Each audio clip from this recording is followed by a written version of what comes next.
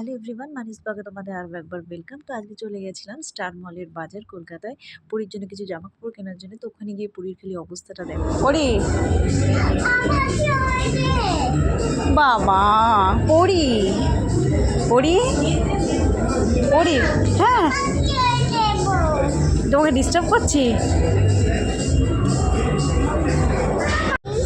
আবার।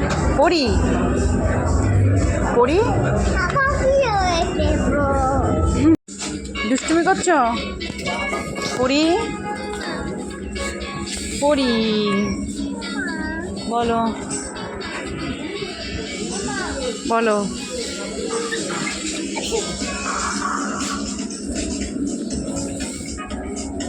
পড়ি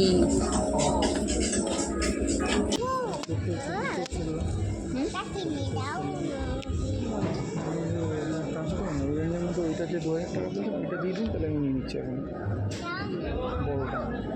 স্যার সেটা 3000 টাকা দিয়ে আছে, সেটা দেখুন আপনারাই বলে আমাকে আটকালেন।